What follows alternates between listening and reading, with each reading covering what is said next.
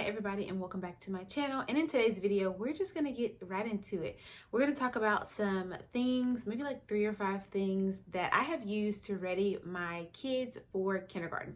Now my son is 5 years old and he has started kindergarten this year, and it's going well. So I feel comfortable sharing some of the things that helped us get there, helped us not kind of be lagging in like legit curriculum for kindergartners, which is pretty mild, but yeah, he doesn't seem to be like having a hard time transitioning to a full-blown curriculum of math and language arts. So I just want to share what I have done to prep him and have him ready for kindergarten successfully, and my daughter, who is 4 years old and now in preschool, what I am doing with her, really continuing the same thing on because I have found success thus far with my son. So let's just get right into it. So what I want to talk about, one thing that I use, and I don't think we made it all the way through this book. You can find these anywhere probably, but we got this one from Walmart. I don't know if this was given to me by like family or I went to Walmart and got this. Anyways, I've had so many of these, but yeah, we just would do like a page a day. Sometimes 2 pages if it was super fun. Just the tracing, and then it just prompted us, this didn't have much prompt, so it's not a curriculum. It's just literally a workbook. But when you open something like this up, as simple as it may seem, I think it's like, I don't know, 300, 500 pages.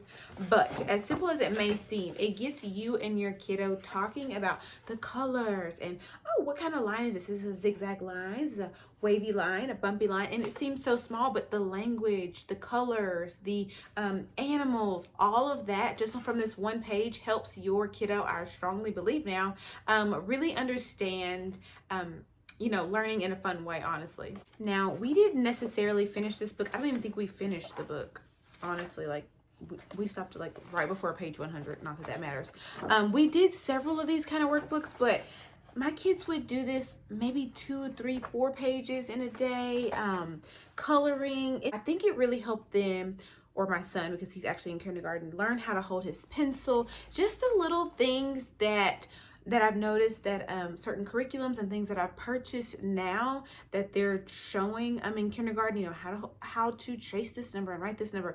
He can free write it. He doesn't necessarily have to use the tracing, although we still do it just to make it really sharp muscle memory.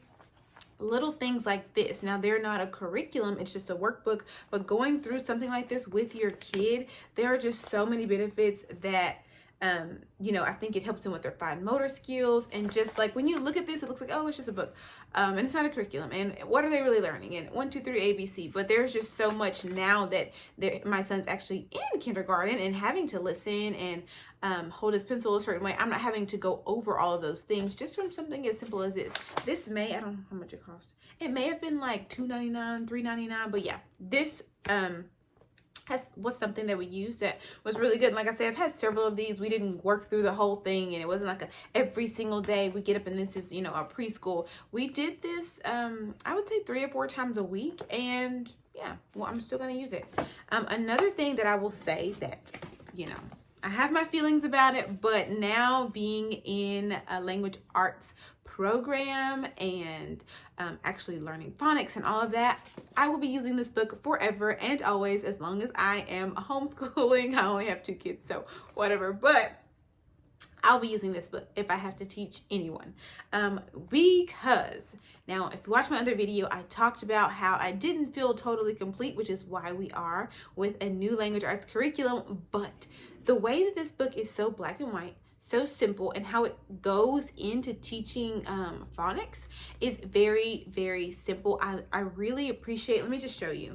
Now, it gives you like a first 35, 33, something like that, pages to read ahead, which I highly recommend with this book because it was the very first book that I picked up to try and teach my child how to read.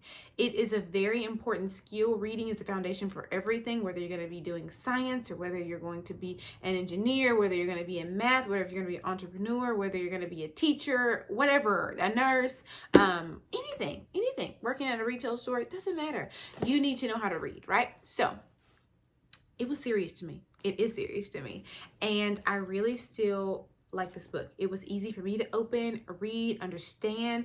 It really, in those first 30 pages, drives home language and teaching, and kind of really helps you understand how to teach and why it's important. And I wanted to have a really good foundation with my children. So it's got its things, and I've been able to figure that out. So we've switched.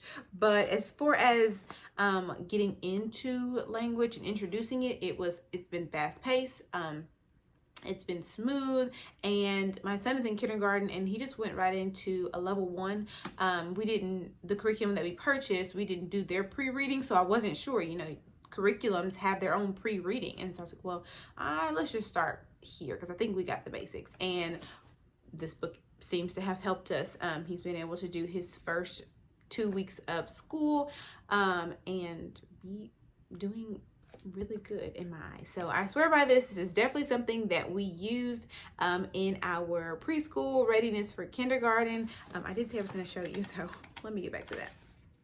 I can't remember one. Okay, so this is what level 1 looks like. Lesson 1. Lesson 1. The red, I like this because even though I've seen some other curriculums, this goes ahead and it's in color. It tells you what you're going to be saying, so your eye can just go straight to it. Really important. The black is like what you're going to be doing physically. But for instance, you're just teaching this one sound, and it seems in this sound, maybe you teach 2 sounds. But anyways, it's really simple. It's simple for you as a parent or a tutor or someone trying to get your child or student to read for the very first time. It's very simple for both of you. So this is something that we used in kindergarten. I'm grateful that we did use it. I am now using it with my daughter to ready her for full-blown kindergarten curriculum. The other thing that we did that wasn't purchased, that I kind of did from things I saw, was I got a binder, got it pink for her, black for him. Anyways, I printed this out. I don't know where I got this from. I might have gotten it from Teachers Pay Teachers or from Pinterest or from Google. I don't know. You can Google search it. It's a character emotions chart. And I just kind of made like a little binder with some things that I thought they should know, pretty much. So we would go over this maybe 3 or 4 times a week as well, and we just kind of have fun. I would let them choose a face that they wanted to talk about. I would have my preferences that I wanted to talk about, which were like anger and sadness and being kind. So we had fun with this. We talked about live situations that they had been in that they might experience. We related it back to cartoons. We related it back to several things. And so I did this with my son, doing it with my daughter. I think it's good. It kind of just helps them understand themselves and the world around them. Still working on it though.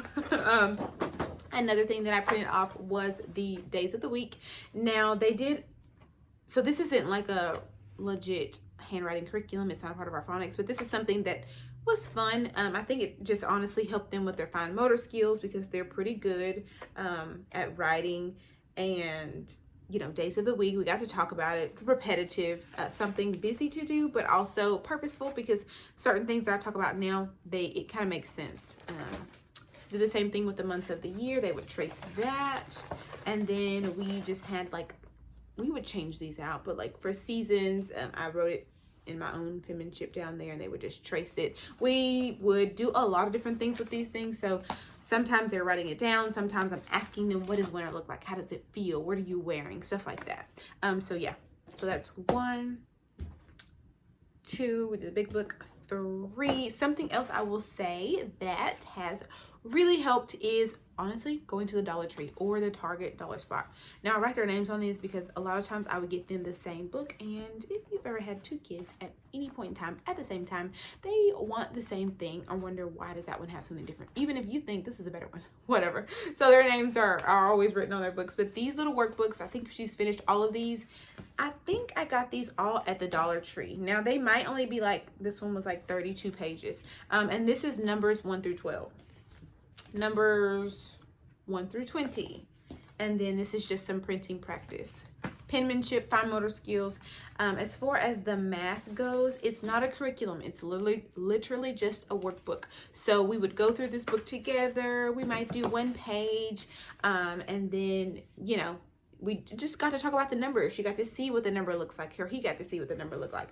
And we talk about it until they got more comfortable. And And they're just so different, these workbooks are. So you honestly are getting something different, but you're going over the same thing. And I think it's just helping them establish, like, what is a number one? What does one mean? For instance, the number one, the number word one, you see one bear, and she'd have to color one circle, and then she'd have to write the number one. So it's just those fine motor skills that have really helped for my children, and more importantly, my son who is in kindergarten. I'm able to see that when you open these books, they want you to be writing and having the children understand. What else was I going to say? Attention span. So yeah, children's attention span, even my attention span sometimes, is not very lengthy. These workbooks have all been really fun, and I think even though, you know, there's a mixed thing, they're not going to get every single thing every single time, but it's just doing it. They're sitting down, they're focusing on something, and I think honestly that increases attention span. And so with my son in kindergarten, I really haven't had a big issue with him as far as I think the maximum time for some of the curriculum that we're doing is like 20 minutes. A lot of times, at least once or twice a week, he is changing these timers himself, adding an extra 10 minutes to, you know, and he's sitting down for 30 minutes doing stuff. Now, sometimes he'll be like, oh, I want to do another one. I'm like, no, let's just take a break, you know, because you can still tell when kids get antsy. But what I will say is, I think had we just never done anything colored or talked about numbers, and then kind of done it on a consistent basis, pulling open a kindergarten curriculum just because of age or just because of where he might be a little bit like pulling teeth. And so I just wanted to share some things that I think have really helped us. Now, these books, as she or he would finish one, we would just go right back and honestly, literally go get another one. And, you know, they're always different. So they're going over the same things, but the pictures are different. So it's different to them. It's different for you guys. And these are some ones we didn't get to. So yeah, it can get a bit overwhelming. You can be like, oh, I need to get this one and that one. This will be fun. We can do this and this. And then you wind up with like 50 to 100 workbooks that you realize you might not use them all, but you can have them whenever, maybe you're at church, or maybe you're going somewhere where there's going to be family, or, you know, just an environment where you're bringing your kids, but they're just not going to have that in a car ride or something. The freedom to be doing all the things like a playground. So you can still use them, but a lot of books I would get. So this one was like same or different. I think we've done like 3 or 4 pages out of this book. Literally just it's the little things. So what I will say that I wanted to go over with a preschooler, or with my preschoolers that have helped ready us for kindergarten, were shapes, numbers 1 through 10, or 1 through 20 realistically for us. What else? Shapes, numbers, the alphabet. I didn't talk about any sounds with them going over the alphabet until we got into the Teach Your Child to Read in 100 Easy Lessons, and I kind of let that curriculum-based book guide us on the letter sounds, and I'm glad I did. And what else? Letters, numbers, shapes, animals, you know, some common animals, basic colors, things like that. Being able to say their first and last name, write their first and last name, and it still sometimes looks like a giantness all over the paper, and sometimes they get really petite with it, but I think the practice has helped them. So I am no expert. I was never a teacher, but I guess I am teaching now, and my children are learning, and they seem to be able to understand books.